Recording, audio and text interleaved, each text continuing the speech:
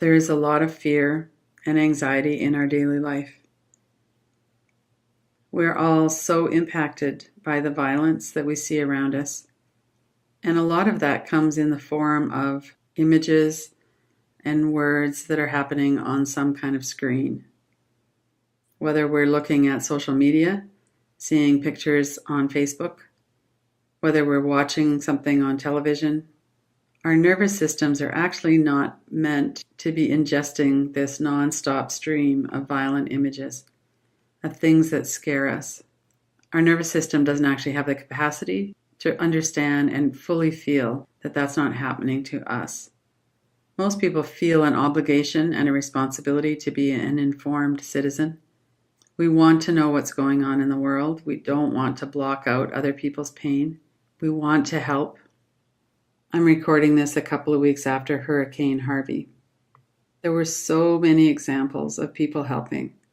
And when we look at images of people walking into chest-high water as they're leaving their homes with just a few belongings on their back, or just carrying their children, it scares us. And now we're hearing about Hurricane Irma, the biggest hurricane ever.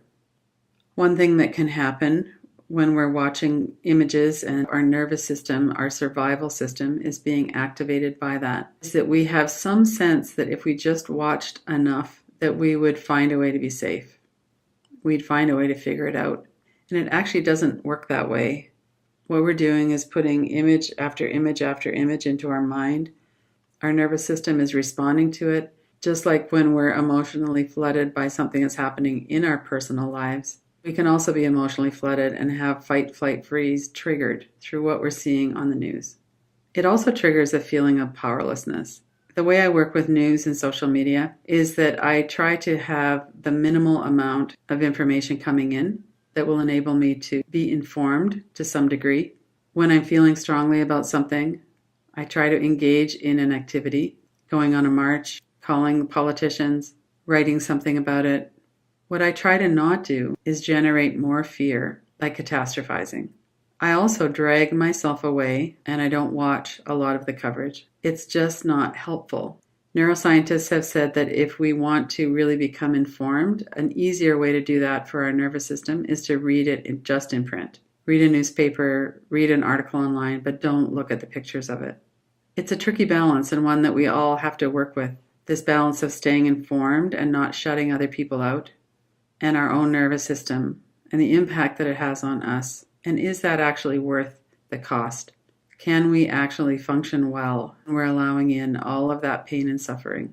And in our modern world, and with the negativity and fear bias of the media, it feels overwhelming. We see more traumatic images in one day of news than people would have seen in lifetimes. If you feel like you need to do some work with news media and with anxiety around it, it's a great inquiry to do. Really tune into what's happening in your body and that compulsion that we can feel to keep on reading, keep on watching. If I just got a little bit more information, I would feel better. And to not block out everything that's scary or dangerous because we don't want to have the impact on our nervous system. That's not reasonable or possible in our world. We could, however, balance it. One of the videos that I did watch right after Hurricane Harvey was a shot on the highway leading into Houston. There were hundreds of trucks with small boats. I watched a few of the videos about people being rescued. There were people there that were helping. Those are the kinds of things that can help to balance out the fear and the fear-mongering that the news outlets are famous for. We need to be careful with our nervous system because when we get into our survival system, our fight, flight, freeze, the rational part of our brain goes offline and we can make decisions that are really not helpful for us or for anybody else. Have a look at your own consumption of news and social media. If it's a problem for you, see how you could bring it more into balance.